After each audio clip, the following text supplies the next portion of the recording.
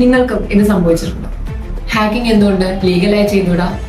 എത്തിക്കൽ hacking എന്ന course CADD Centre Kottayam provide ചെയ്യുന്നുണ്ട്.